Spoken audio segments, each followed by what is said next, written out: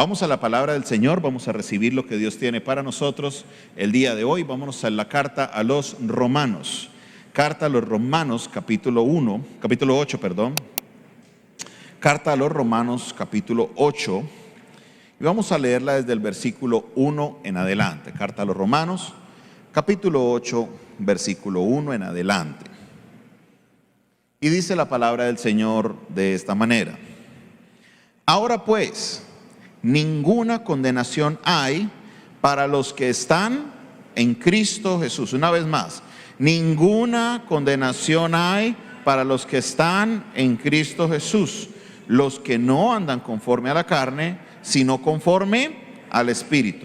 Porque la ley del Espíritu de vida en Cristo Jesús me ha librado de la ley del pecado y de la muerte. Porque lo que era imposible para la ley, por cuanto era débil por la carne, Dios, enviando a su Hijo en semejanza de carne de pecado, y a causa del pecado, condenó al pecado en la carne. ¿Para qué? Para que la justicia de la ley se cumpliese en nosotros, que no andamos conforme a la carne, sino conforme. Versículo 5: Porque los que son de la carne piensan en las cosas de la carne, pero los que son del Espíritu, las cosas del Espíritu. Porque el ocuparse de la carne es muerte, pero el ocuparse del Espíritu es vida y paz. Por cuanto los designios de la carne son enemistad contra Dios, porque no se sujetan a la ley de Dios, ni tampoco pueden. Y los que viven según la carne, vamos, lea ese último versículo todos juntos. Y los que viven en la carne no pueden agradar a Dios. Estamos entrando en un texto que es uno de esos textos claves para la vida cristiana. El capítulo 8 de Romanos es espectacular. No es porque Pablo lo haya decidido así, la Biblia no fue escrita en capítulos y versículos, pero arrancamos con esta acertación clara del apóstol Pablo: no hay condenación para los que están en Cristo Jesús. Hacia el versículo 28 entramos en porque sabemos que a los que amamos a Dios, y terminamos el capítulo porque ni la vida, ni la muerte, ni lo alto, ni lo profundo, ni ninguna otra cosa creada, nada nos podrá separar del amor de Dios. Aquí eso es carne y seco para el que quiera alimentarse espiritualmente. Vamos a enfocarnos en esta primera parte. La primera parte, también el primer versículo, es uno de esos versículos que ha entrado en una controversia de las versiones bíblicas. ¿Por qué? Cuando leemos el versículo 1 dice: porque no hay ninguna condenación para los que están en Cristo Jesús. Si usted tiene la Nueva Versión Internacional, o si usted tiene alguna otra versión que no es la Reina Valera 60, usted se va a dar cuenta que el versículo termina ahí. Esta frase final que dice: los que no andan conforme a la carne, sino conforme al Espíritu, no aparece en las demás versiones. Usted va a encontrar un asterisco, va a encontrar un paréntesis, una nota de pie de página que dice que los manuscritos más antiguos no tienen esta parte. Y aquí viene el horror de muchos cristianos: a rasgarse las vestiduras. Le están quitando versículos a la Biblia, le están quitando cosas a la Biblia. La original, la Reina Valera 60. No se equivoque. Quiero expresarle lo siguiente: ningún dogma, ninguna doctrina cristiana está basada en un versículo. Ninguna. Todos los dogmas y todas las doctrinas cristianas necesitan el soporte de 2 o 3 versículos o más. Si quitan uno, ¿qué pasa? No hay problema porque hay otro. ¿Sí o no? Ahora, ¿quiénes son los que se enfocan en un versículo? Las sectas. Vaya una secta de error y ellas todas se van a pegar siempre de un versículo. Pero es que en este versículo, y de ese versículo no salen. Nosotros no tenemos ese problema porque cualquier doctrina que se enseña desde este púlpito, ninguna va a ser basada en un solo versículo. Todas van a tener 2, 3, sino más versículos de apoyo. ¿Amén o no amén? Entonces, supongamos que es cierto, no se escribió originalmente los que no andan conforme a la carne, sino conforme al Espíritu. Ahora viene la regla: tiene que haber más de un versículo que diga eso, ¿cierto? ¿Y qué dice el versículo 4? Para que la justicia de la ley se cumpliese en nosotros, ¿qué dice? Que no andamos conforme a qué, sino conforme a qué. Listo, sale del versículo 1, pero está en el versículo 5. ¿Cuál es el problema? ¿Es cierto o no es cierto? Amén. ¿Cómo debe andar el creyente? Conforme al Espíritu y no conforme a la carne. Ahora vamos a entrar en materia, que es el versículo 1. Dice el texto: no hay ninguna condenación para los que están en Cristo Jesús. Una vez más, dígalo conmigo: no hay ninguna condenación para los que están en Cristo Jesús. ¿Hasta ahí amén o no amén? Ahora la pregunta grande es, para comprender este texto tenemos que enfocarnos en un punto, y es: ¿qué es estar en Cristo Jesús? Porque los que no tienen condenación son los que están en Cristo Jesús. Y desafortunadamente la definición de esta palabra en Cristo Jesús o estar en Cristo Jesús varía de persona a persona, varía de iglesia en iglesia, o varía aún de credo en credo. ¿Qué es estar en Cristo Jesús? Le voy a empezar a decirle lo que no es. Estar en Cristo Jesús no es hacer una oración de fe.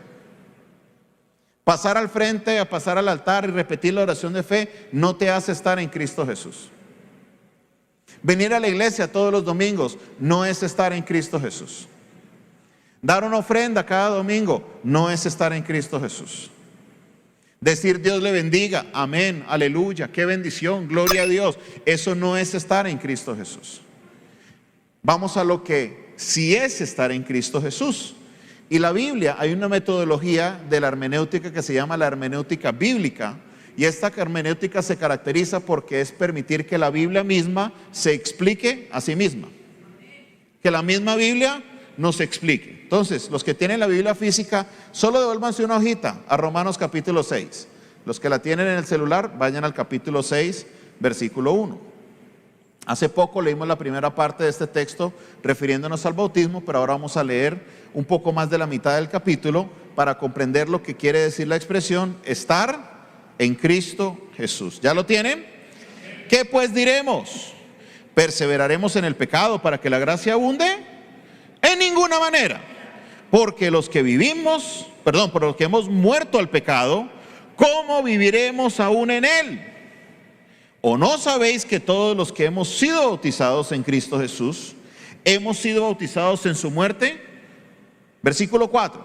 Porque somos sepultados juntamente con él para muerte por el bautismo, a fin de que como Cristo resucitó de los muertos por la gloria del Padre, así también nosotros andemos en vida nueva. Porque si fuimos plantados juntamente con él, mire la frase, con él, en la semejanza de ¿qué?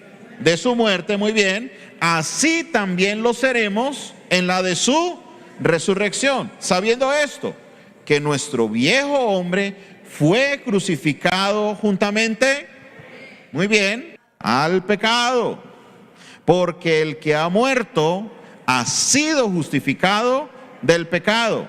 Y si morimos con Cristo, creemos que también viviremos con él, sabiendo que Cristo, habiendo resucitado de los muertos, ya no muere, la muerte no se enseñorea más de él, porque en cuanto murió al pecado, porque en cuanto murió, al pecado murió una vez por todas. Mas en cuanto vive, para Dios vive.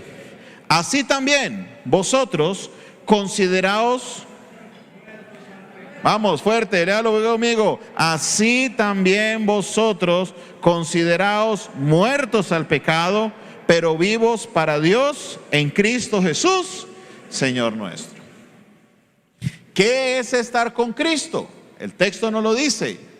Morir con él para ser resucitados juntamente con él. Eso es estar con Cristo. Estar con Cristo en todas las etapas de su vida. No solamente cuando hacía milagros, no solamente cuando predicaba la palabra. En el paso más importante de la vida de Cristo, que fue en la cruz del Calvario. Nosotros, los que somos cristianos, para ser cristianos debemos seguir las pisadas de Cristo. ¿A dónde nos llevan las pisadas de Cristo? Al Calvario, a la cruz, al Gólgota. Allá nos llevan las pisadas de Cristo. El que está con Cristo es aquel que ha muerto. Se acabaron los amenes. Ay, ay, ay. Estar con Cristo no es ir a la iglesia, no es ni siquiera predicar. Estar con Cristo no es ni siquiera ser pastor. Eso me cae a mí. No hay condenación para el que está con Cristo o el que está en Cristo. Y estar en Cristo es estar en toda la plenitud de Cristo, en su muerte. Porque mientras yo esté vivo, seguiré estando vivo a el pecado. Y mientras esté vivo para el pecado sigue teniendo poder sobre mí. Aquí viene la profundidad de la palabra de Dios. Debemos morir al pecado. Si usted no ha muerto al pecado, sí hay condenación para usted. ¿Qué dice el texto? No hay condenación para quién. La condenación, usted se libra de la condenación estando en Cristo Jesús. No más. No hay otra salvación, porque en ningún otro nombre hay salvación, porque no hay otro nombre bajo el cielo dado a los hombres en quien ustedes puedan ser salvos. La salvación es para los que están en Cristo. Si usted no está en Cristo Jesús, ¿qué nos dice el texto? ¿Hay o no hay condenación? La hay. La clave yace aquí. Sí, la promesa es maravillosa, no hay ninguna condenación. No hay. Sí, es cierto lo que termina diciendo el capítulo: ni lo alto ni lo profundo, ni ninguna otra cosa creada, ni ángeles, ni principados, ni potestades, ni lo alto ni lo profundo, a mí nada me podrá separar del amor de Dios que es en Cristo Jesús. Pero para acceder a eso yo tengo que estar ¿en quién? En Cristo Jesús. Si no estoy en Cristo, quedo expuesto a lo que el texto me protege. El texto no es un agüero. El texto no es algo para que usted lo repita y pensando que repitiéndolo ya usted queda exonerado de eso. No. El texto nos lleva a una reflexión. Que la vida cristiana se caracteriza por eso, por seguir a Cristo. Seguirlo a Él en todos sus pasos. Seguirlo a Él en cada momento de nuestra vida, incluyendo la muerte. Levante su mano y diga conmigo: es necesario morir. Mientras yo no muera, yo seguiré vivo para el pecado. Y mientras siga vivo para el pecado sigue teniendo poder sobre mi vida. Y mientras el pecado siga teniendo poder sobre mi vida, estoy expuesto a la condenación. Quiero ser libre de condenación, debo estar en Cristo Jesús, en su muerte. Pero también la palabra de Dios nos dice que si creemos en Cristo, al que crea en Él, aunque esté muerto, vivirá. Él es la resurrección. Así como Cristo murió y fue resucitado, nosotros también resucitaremos juntamente con Cristo. Y en la resurrección que tenemos hay una nueva vida que Él nos promete. Una vida en la que el pecado ya no se enseñorea de mí, sino que el Espíritu tiene el control de mi vida. Y soy un hijo de Dios. He ahí la clave de la vida cristiana: la muerte. Por eso siempre he dicho que aquellos cristianos que le oyen a la muerte, hay un problema con su doctrina, hay un problema con sus bases. La muerte es parte de la vida cristiana. Es por la muerte de Cristo que mis pecados fueron perdonados. Es por la muerte de Cristo que Cristo venció al pecado. Es por la muerte de Cristo que yo tengo la nueva vida. Es por la muerte de Cristo que se abre un camino. La muerte para nosotros los cristianos es algo maravilloso. ¿Por qué? Porque cuando yo muero, yo recibo el premio allá en la eternidad. Recibo todo lo que Dios me ha prometido. La muerte es ese día en que usted se gana el premio. Pero reprenda tal espíritu de muerte. Siga. La bendición de Dios para los creyentes está ahí, ¿o no? Volvamos al capítulo 8. Entonces ya definimos qué es estar en Cristo, ¿o no? Estar en Cristo es morir, pero también resucitar para una nueva vida. ¿De qué me encargo yo? ¿Cuál es la parte que me corresponde a mí? Levante su mano y diga, morir. ¿Quién me resucita? El Señor. Cristo es el que me da nueva vida. Yo me encargo del morir, Él se encarga de los demás. Amén.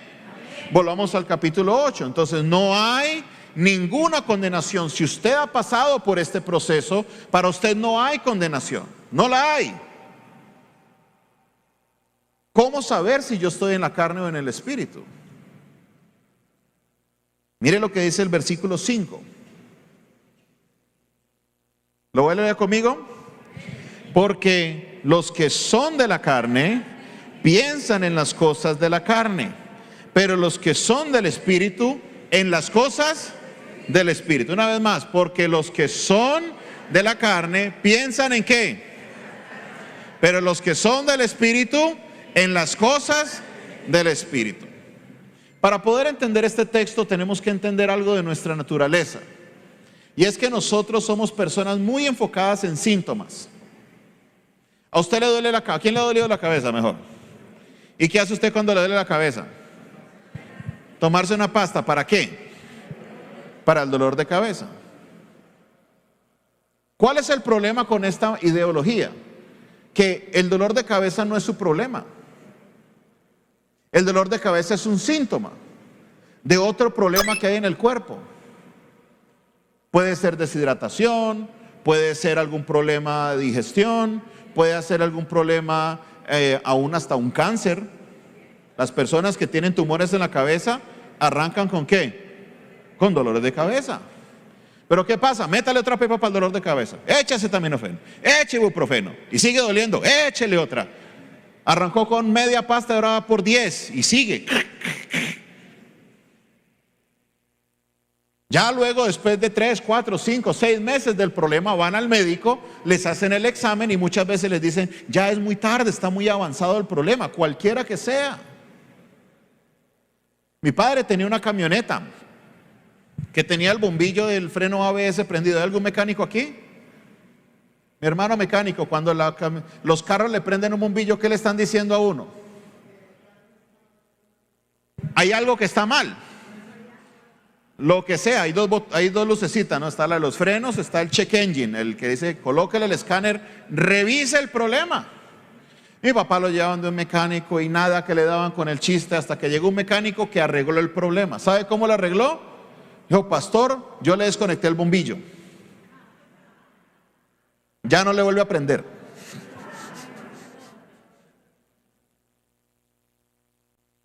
Al año tocó cambiarle todo el sistema de ABS al de frenos al carro, que no son las pastillas, no son los discos, es la parte electrónica. ¿Y eso cuánto cuesta, mi hermano?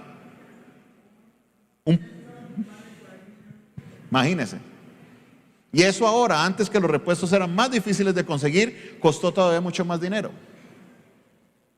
Si se hubiera llegado al lugar correcto, donde hubieran diagnosticado correctamente, se hubieran evitado el problema, pero no, la solución era quítale el bombillo y ya. Nosotros tenemos esa cosmovisión de la vida. No nos miramos más allá. Miren lo que dice el apóstol Pablo. Porque los que son de la carne, ¿qué síntomas tienen? Piensan las cosas de la carne. ¿Y cuál es la solución? Hable con cualquier persona. Hermano, reprenda los pensamientos. Y atamos todo pensamiento y lo llevamos cautivo. La carne la llevamos cautiva a los pies de Cristo. Y los pensamientos, ore, ayune. Porque el problema son los pensamientos. Pero ¿qué dice Pablo? El problema no son los pensamientos. Los pensamientos son un síntoma. El problema, si usted tiene pensamientos de la carne, su problema no son los pensamientos, es su naturaleza. Que si usted es de la carne, ¿qué clase de pensamientos va a tener? Pídale a un perro que haga como el gato, que maulle. Pídale a un perro, ¿qué va a hacer el perro? Ladra, porque es la naturaleza del perro. Un palo de naranjas, ¿qué va a dar? Dígale al árbol de naranjas, védeme unas manzanitas. ¿Puede dar manzanas? ¿Por qué no? Porque esa es su naturaleza. Por eso Jesús decía, por sus frutos los conoceréis. Según las cosas que yo produzca, eso es lo que hay en mi naturaleza. Si en mi mente hay pensamientos de la carne, es porque mi naturaleza es... dijeron naranjas duro, ¿no? Si yo estoy produciendo pensamientos de la carne, es porque mi naturaleza es de la carne. Pare de contar. Su problema no son los pensamientos, porque usted se puede sentar a reprender los pensamientos por 10 horas. Las 23 horas y media del día, pues, para que duerma media hora. En esa hora, media hora que tiene, usted va a tener un sueño de la carne. Porque su naturaleza es de la carne. Ahora, si su naturaleza es del Espíritu, ¿qué dice la Biblia? Los que son del Espíritu, ¿qué clase de pensamientos tienen? Del Espíritu. He ahí la solución. La solución no es echarle acetaminofén al asunto. La solución no es echarle ibuprofeno. La solución no es sentarse a arrodillarse o darse latigazos en la espalda para que desaparezcan los pensamientos de la carne, o darme con el cauchito cada vez que tengo un mal pensamiento. Deje de hacer las cosas como no son. Es que el de la radio lo dijo. Puede que lo diga. ¿A quién le crea? ¿Al de la radio o a la Biblia? ¿Qué dice la palabra? ¿Cuál es el problema? Que debemos morir a la carne para que el Señor nos vivifique en el Espíritu y yo pueda recibir una vida nueva. Porque en la vida pasada la carne seguirá teniendo sus tentáculos por encima mío y obraré conforme a la carne. Y mientras esté en la carne, ¿qué termina diciendo el texto? Versículo 8, lo leímos todos juntos, ¿no?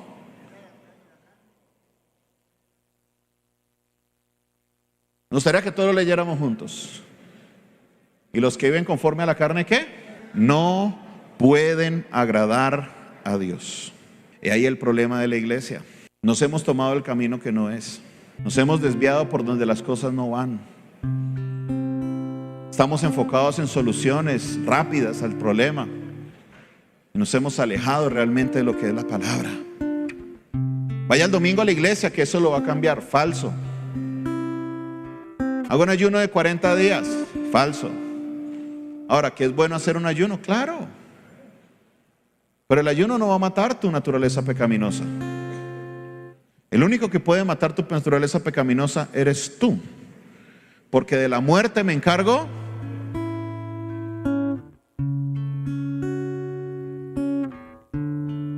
Es necesario morir.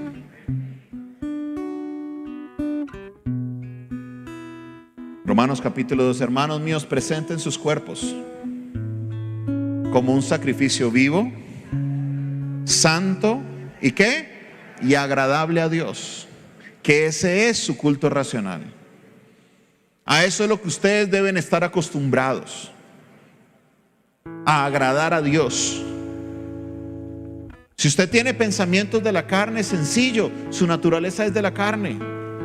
Pero si su naturaleza es de la carne, la Biblia me está diciendo que usted no puede agradar a Dios. Y si en algo se tiene que caracterizar la vida cristiana, es en esto, en agradar a Dios.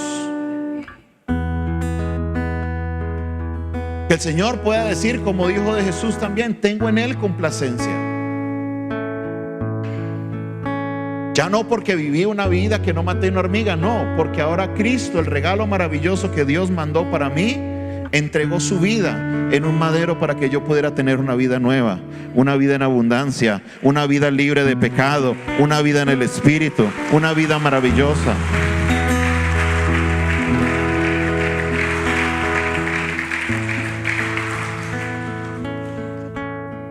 Cada vez que tengo una conversación con alguien con respecto a este tema, surge una pregunta. Pastor, ¿cómo hago entonces para morir? Por aquí no estamos hablando de suicidio, aquí no estamos hablando de ir y quitarte la vida, no. Utilicemos la Biblia para explicar a la misma Biblia. Lucas capítulo 14, versículo 25. Y grandes multitudes iban con él, y volviéndose les dijo: si alguno quiere venir en pos de mí y no aborrece a su padre, a su madre, a su mujer, a sus hijos, a sus hermanos, a sus hermanas y aún también su propia vida, ¿qué dijo Jesús? No puede ser mi discípulo. No puede ser mi discípulo.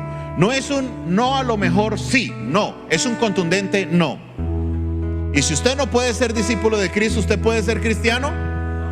No, sencillo. ¿Qué es el morir a sí mismo?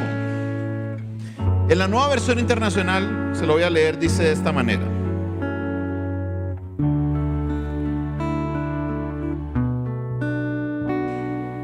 dice: si alguno viene a mí y no sacrifica el amor a su padre y a su madre, a su esposa y a sus hijos, sus hermanos, a sus hermanas y aún a su propia vida, no puede ser mi discípulo.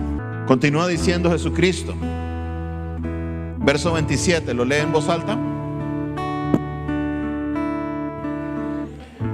Y el que no lleva su cruz y viene en pos de mí, no puede ser mi discípulo. ¿Qué es llevar su cruz? ¿No es el morir? Muchas personas viven su vida bajo esta regla: Señor, yo te entrego todo menos esto, todo menos esta relación que tengo, todo menos la música, todo menos mis hijos. A ellos sí es, metas en todo menos en mis hijos. Te entrego todo menos mi empresa.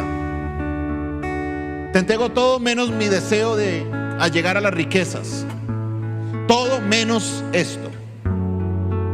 Ese menos indica algo a lo que yo estoy apegado, aferrado. Ay, yo no creo que Dios me vaya a pedir que, y añaden algo ahí.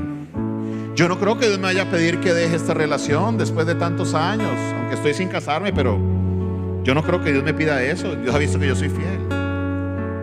Pregunta: ¿y si te lo pide qué?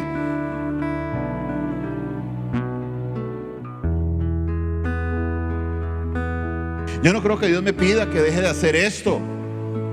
¿Y si te lo pide qué? Dice que si no soy capaz de perder el amor a todo, no puedo ser discípulo de Cristo. Yo no creo que Dios me pida esto. Dios sabe mi naturaleza. Él me hizo así, chismoso, lenguilargo.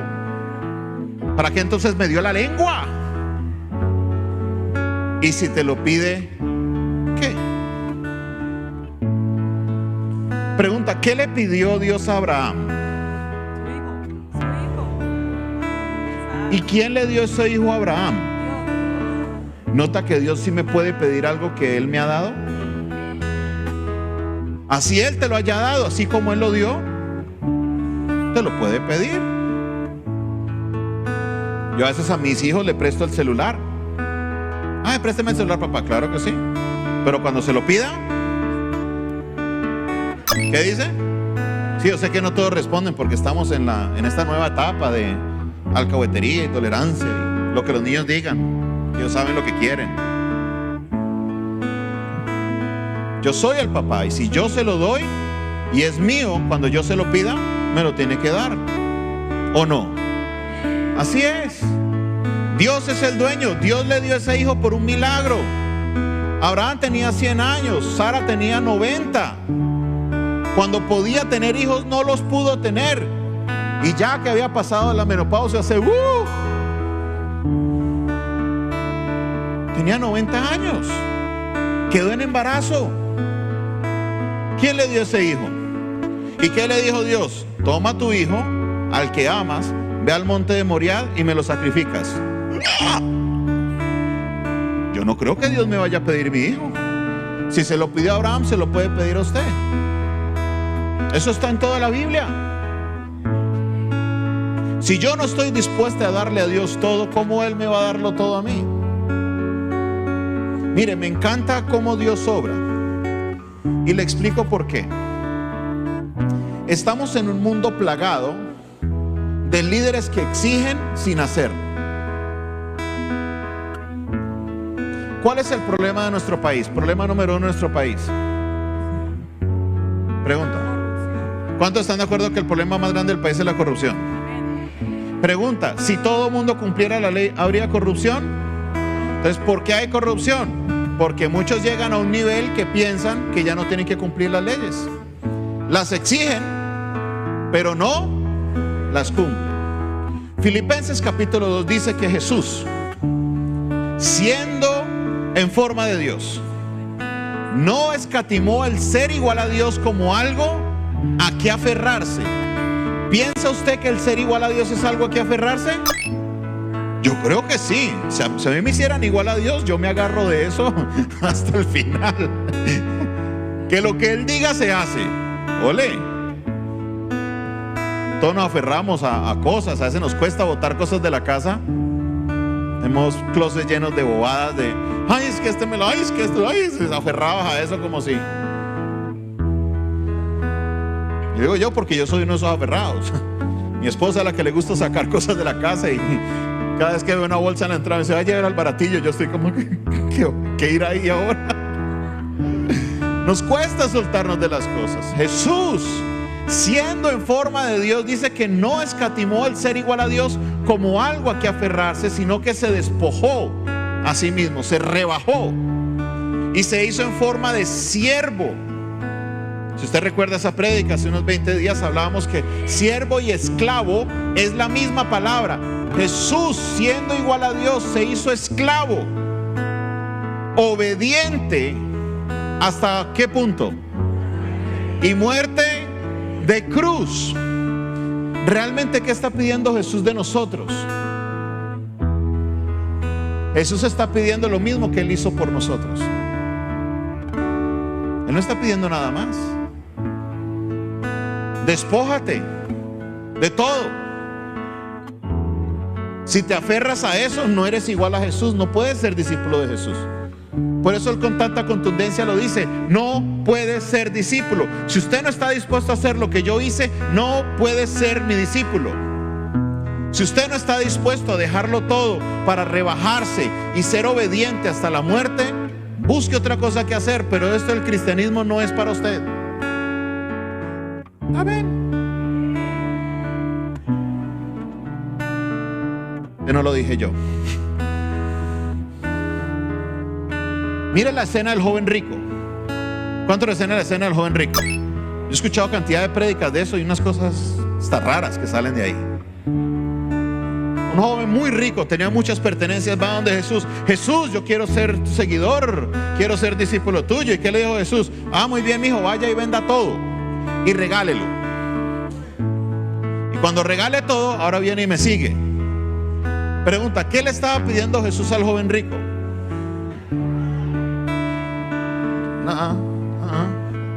Jesús le estaba pidiendo lo mismo que Jesús había hecho. Jesús se despojó de todo. ¿Sabe qué es estar en el cielo y ser el dueño de todas las cosas?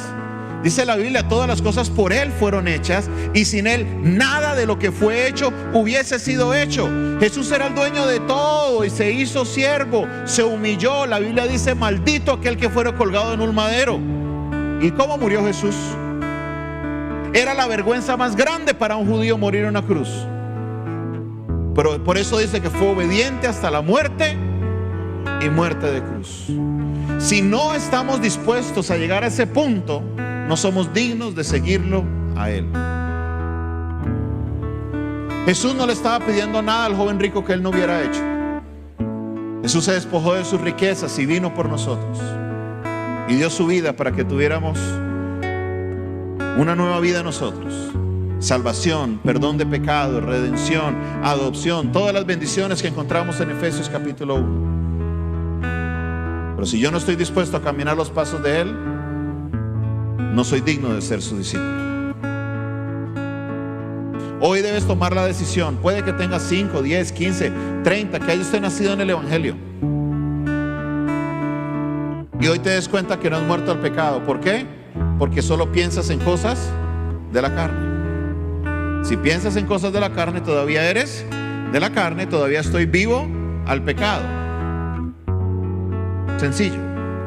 ¿Cuál es la solución? Morir al pecado para que Dios me dé a mí una nueva vida, y en esta nueva vida el pecado no tiene poder sobre mí, porque ahora vivo para Cristo y ando en las cosas del Espíritu, ya no más las cosas de la carne.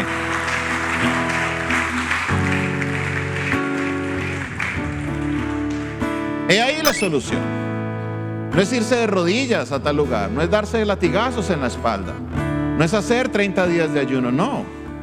La solución es morir. Renunciarlo a todo, despojarnos de todo como Cristo se despojó. Decirle: Señor, todo lo que tengo es tuyo, te pertenece. Ya no vivo yo, Señor. Ya mi casa no es mi casa, ahora es tu casa. Ya mi carro no es mi carro, Señor. Si me lo pides, te lo doy. Mi esposa no es mi esposa, la amo, pero si tú me la pides, te la doy. Mis hijos los amo, pero si me los pides, Señor, tengo que estar dispuesto a dártelos. Así como tú, Padre, estuviste dispuesto a dar a tu propio Hijo por mí. Muertos al pecado, vivos en Cristo. Gracias, Señor, por tu palabra. Gracias, Señor, por lo que nos permites aprender el día de hoy. Gracias, Señor, porque es tu palabra clara, la que nos lleva, Señor, a comprender lo que debe ser la vida cristiana. Aquí estamos, Señor. Aquí estamos, Señor. Aquí estamos, Señor. Digno eres, Señor, de recibir toda gloria. Digno eres, Señor, de recibir toda alabanza. Cristo, eres exaltado, Señor. Eres glorificado en esta hora, Dios. Aquí estamos, Padre Celestial, reconociendo que todavía hay cosas de la carne que están vivas en mí y que debo estar dispuesto a morir para que la vida nueva se haga efectiva, se haga viva en mí, Señor. Debo morir, debo renunciar, pero sé, Señor, que tú me vivificarás, Señor, con tu Espíritu. Tú me darás una nueva vida donde el pecado no tendrá el poder. Obra, Señor, en nuestra vida. Obra, Señor, en nuestra vida.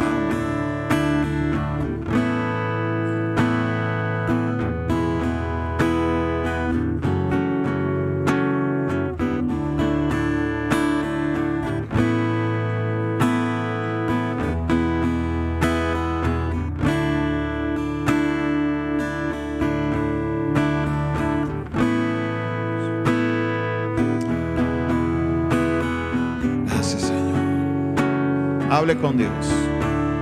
Si usted es de esas personas que lucha con los pensamientos de la carne, hable con Dios.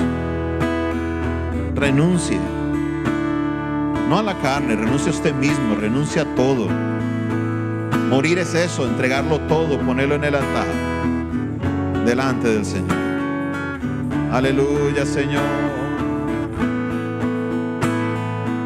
Gracias, Señor.